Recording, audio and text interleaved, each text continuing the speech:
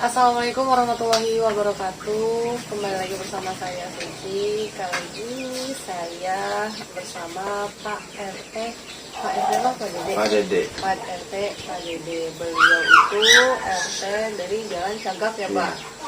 Betul, ini desanya apa Pak? Desa Kampung Ciseti, Desa Jalan Cagak. Oh, desanya Jalan Cagak, kampungnya Ciseti. Oke. Nah ya yang belum tahu Pak RT-nya mana ini ya sekarang sama saya. Bapak sebelumnya saya aturkan terima kasih banyak Sama-sama. sudah menerima saya di sini bermalam ya Pak ya. Soalnya dari kemarin sih ya teman-teman bersama tim dari Sering Basuki ya. Kita juga ada kegiatan lah ya kemarin ya, alhamdulillah. Kalau sekarang saya mau ngobrol aja lah, ngobrol santai bersama Pak RT. Iya. Kalau Bapak kesehariannya selain RT apa Pak? Kegiatan sehari-hari saya itu adalah petani sayuran. Oh, petani sayuran. Sayuran apa Pak? Ya semacam tomat, cabai,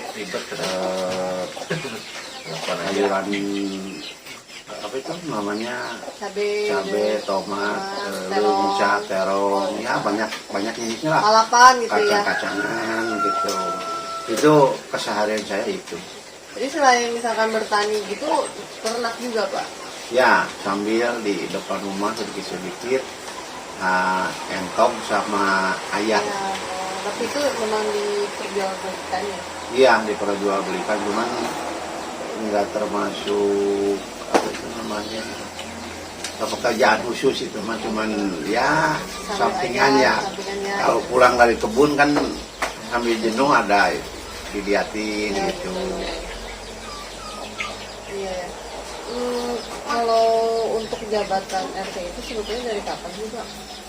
Kalau saya itu jabatan RT itu pertama masuk itu 2009. 2009 pertama itu saya diangkat jadi wakil dulu. Nah, setelah baru 1 tahun ya awal 2010 saya diangkat sampai periode 2015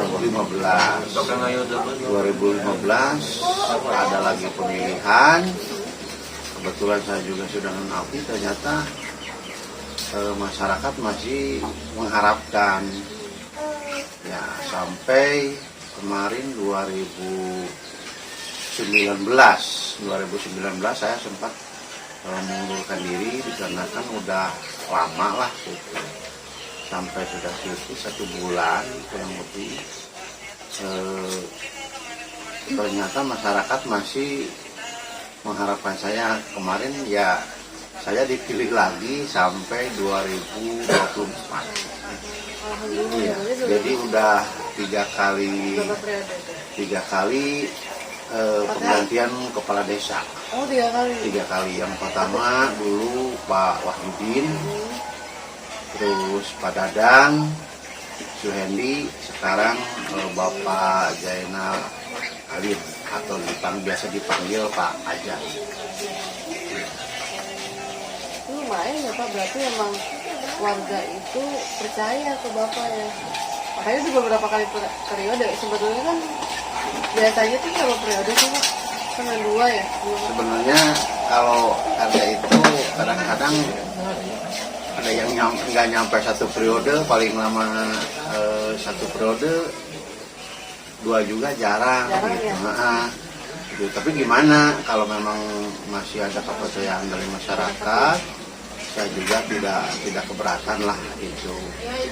Hanya mungkin dengan kemampuan dan keterbatasan saya, soalnya kan saya juga harus konsen dengan pendidikan. Kalau saya itu kan usia udah di atas 50, dulu sekolahnya terbatas, keluaran tahun 82 lah gitu.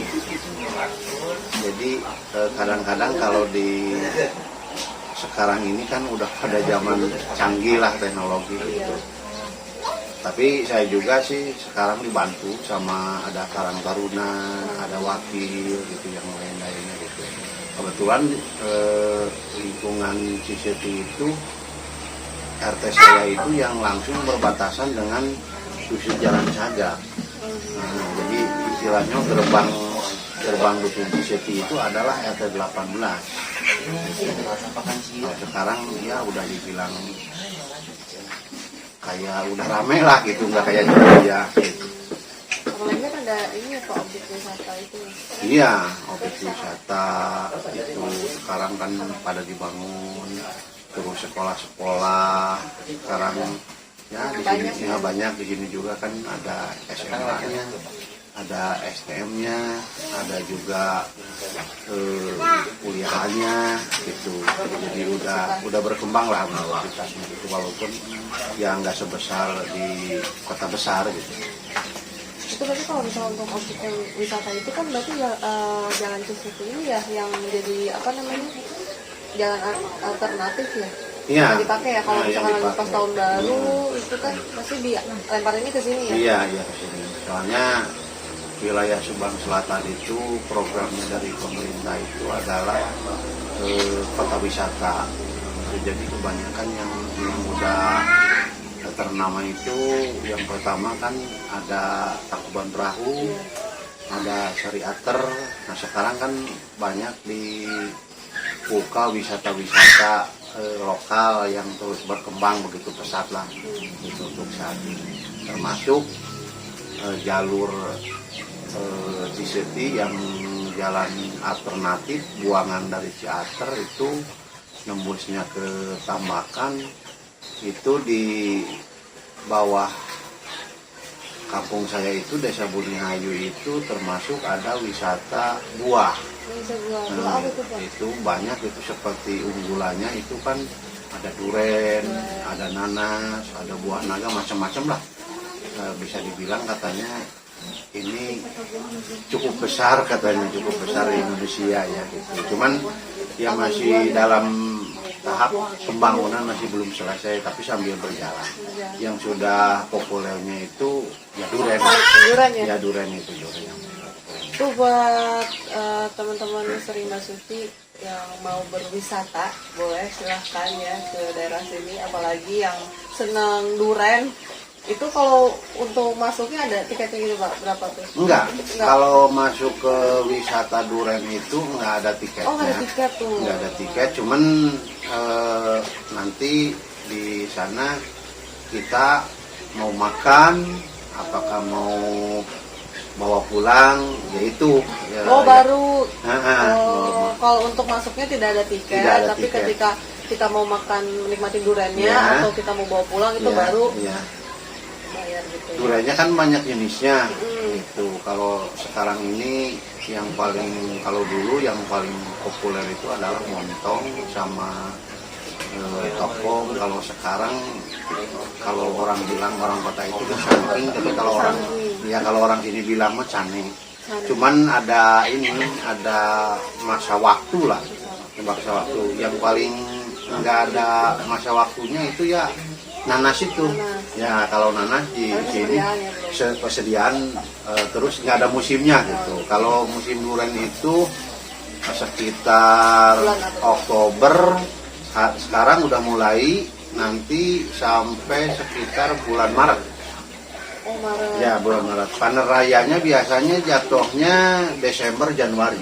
Oh, berarti Rayanya. tuh ya, kalau pengen yang panen duren silahkan ya nanti bulan Desember ya Pak. Ya Desember panen raya. Panen raya Desember dan bulan Januari. Januari. Gitu.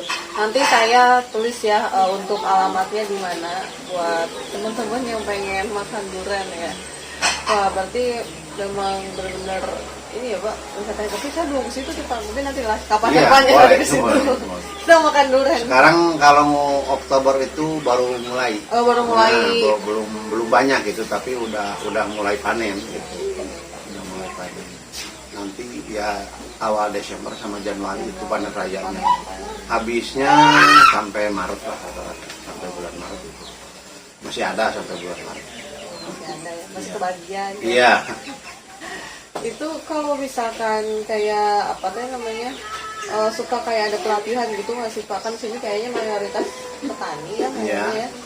Itu kayak ada pelatihan nggak sih Pak? Suka ada itu pelatihan, cuman ini sekarang ini mulai awal 2020 ini anak-anak muda itu udah berkurang, gitu, nggak berkurang untuk ikut program pertanian walaupun banyak penyuluhan. Jadi kebanyakan anak-anak sekarang ini ya cari kerjanya seperti ke pabrik-pabrik gitu kerjanya. Jadi kalau dibilang ya petani itu kebanyakan yang tua-tua gitu, apalagi petani padi gitu. Makanya sekarang kan kalau anak muda banyak, kalau ke pabrik banyak yang nganggur nggak keterima, tapi kalau untuk kerja pertanian malah susah cari pekerja gitu. Kalau mau nyangkul, kalau itu udah susah sebenarnya gitu. Yang muda itu nggak ada gitu. Kebanyakan yang tua-tua gitu. Jadi di sini juga petani itu sudah berkurang. Itu sudah berkurang. Kebetulan kalau di lingkungan saya juga dulu mau banyak, sampai saya juga bisa ngeberangkatkan ke Bekasi itu kan, dikarenakan petaninya itu banyak.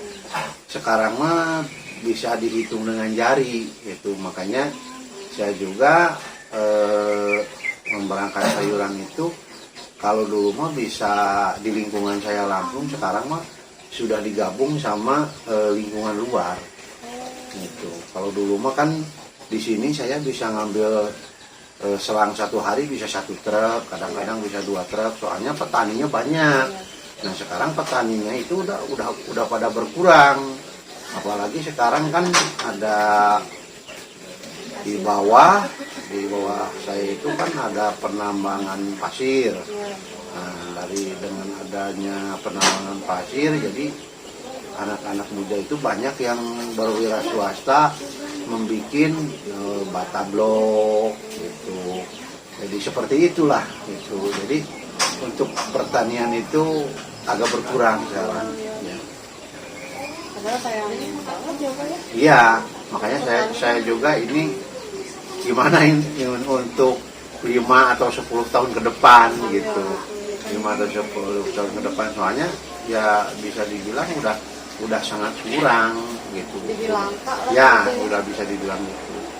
Jadi kalau mau cari kerja ke perusahaan-perusahaan sih bondong-bondong mau ngelamar, tapi kalau untuk pekerja di kebun malah yang mau kerja sangat susah nyarinya gitu, nyari pekerja gitu. Itu memang bukan diada-adain. Memang kenyataannya seperti itu, ya kurang lebih sudah berjalan sampai 2-3 tahun seperti ini. Jadi nggak kayak misalkan dibuat kayak ini, memang faktanya kayak gitu. Jadi anak-anak muda sekarang agak kurang berminat lah sama pertanian gitu. Padahal kalau menurut saya itu kan pertanian itu istilahnya enak lah, kalau dibilang enak itu. Soalnya namanya bertani itu nggak kayak pusing seperti yang lain-lain gitu. Dan misalkan kalau mau buka perusahaan, misalkan buka cetakan mata harus modalnya gede-gede gitu. Tapi kalau untuk pertanian kan kita bisa ngontrak tanahnya. Terus sekarang ini kan dari pengepul juga ada yang ngasih modal, di tengkulak juga nggak kayak dulu. Kalau dulu mah kan misalkan kita diambil barang, misalkan taruh cabai lah, kalau cabai misalkan dibeli dari kita kan misalnya 10.000, kalau dulu dijual di Jakarta misalkan 20.000 atau gimana, kalau dulu gitu. Kalau sekarang kan enggak. Jadi sistemnya itu sekarang itu hari pengepul itu hanya mengambil upah ongkos aja. Jadi harga itu kalau misalkan cabenya seperti kemarin kan sempat melambung sampai 100 lebih, ya 100 lebih gitu. Jadi kalau menurut saya untuk bertani sih enakan sekarang daripada dulu gitu. Soalnya sekarang nggak ada sistem dibodoh-bodohin. Itu misalkan kalau kita metik cabai, kalau dulu mah kan Pak cabai dibeli 5.000, tahu-tahu kan di pasar bisa 10.000. Kalau sekarang mah enggak. Jadi cabai kita diangkut langsung dijual di pasar induk, kita hanya dipotong ongkos angkutnya aja. Itu kalau nggak punya modal kita dikasih, nggak ada ini, nggak ada semacam lebih-lebihnya, nggak ada, itu nggak ada biasa. Gitu. Cuman ya mungkin kayaknya kalau tani itu kan kotor-kotoran, mungkin itulah yang nggak diminati anak-anak itu. Saya udah kotor, Ya gitu. Ya udah langka di sini. Tapi kemungkinan kalau di daerah-daerah lain ya mungkin ya kayak di sini gitu. Sama aja mungkin kayaknya. Kalau pada saat pandemi kemarin kan PPKM ya Pak, ketat banget gitu ya. Tuh gimana Pak, terasa banget ya? Kalau di sayuran itu, saya sebagai petani sayuran yang selama kurang lebih 2 tahun sih, tapi tetap masih bisa berjalan. Ini cuman yang jadi masalah itu di harga. Di harga. Jadi harganya nggak normal seperti biasanya lah. Itu dikenakan kan di sana juga. Kadang-kadang ada pasang surutnya, kadang-kadang di pasar induknya pembelinya kadang-kadang banyak hari ini, kadang-kadang besoknya nggak ada gitu. Otomatis kan kalau di pasar induk itu kalau misalkan banyak yang belanja, otomatis harganya naik. Jadi kalau andaikan barang banyak, yang belanjanya kurang, otomatis turun. Itu mah kan udah, kalau petani bilang itu mah udah hukum alam lah gitu. Kalau petani, jadi kalau banyak ya murah, kalau sedikit ya mahal itu. Cuman yang masih ada pertolongan itu dari masalah cuaca gitu. Cuaca. Kalau misalkan cuaca musim hujan, rata-rata sayuran ya harganya tinggi. Gitu. Kalau musim kemarau, ya seperti sekarang kan tantangannya kurang, gitu. Ya, hasilnya pada bagus. Kadang-kadang harganya ya turun, tapi kalau kita tekuni, kita kerjakan nggak sampai merugi lah sebenarnya, nggak sampai. Cuman ya kalau misalkan dulu mah untungnya bisa 10.000, ya sekarang mah 50% kayak gitu. Lumayan berarti ya Pak? Iya. Ya mudah-mudahan lancarin aja lah Pak. Amin, amin, amin. Sebagai jabatan RT-nya, terus pekerjaan sampingannya, peternakannya, sama di rumahnya, dan Pak masih sedih ya Pak. Amin. Yang penting mah sehat ya Pak ya. Ya. Oke Bapak, mungkin cukup. Terima kasih banyak sudah berbagi cerita bersama kita semua ya teman-teman. Karena di sini adalah apa ya, ingin lebih dekat dan lebih kenal lagi bersama Pak Dede ya. Iya Pak Dede. Pak Dede selaku RT Desa Cagang. Mungkin nanti kita bisa apa namanya yang tadi Pak, wisata rekreasi. Iya, iya. Kita nanti lagi kapan-kapan itu mah ya teman-teman. Nanti saya bakal didampingi Pak Dede. Iya. Ditemenin Pak Dede, iya. Kita rekreasi ya Pak. Oke Bapak, terima kasih banyak ya. Saya pamit ya, kayak teman tersebut. Pokoknya jangan lupa yang belum subscribe, jangan subscribe dulu, tombol loncengnya dinyalakan biar teman-teman dapat notifikasi video terbaru dari Misteri Mbak Siti ya. Oke teman-teman, terima kasih banyak. Saya pamit undur diri. Wabillahi taufiq wal hidayah. Wassalamualaikum warahmatullahi wabarakatuh.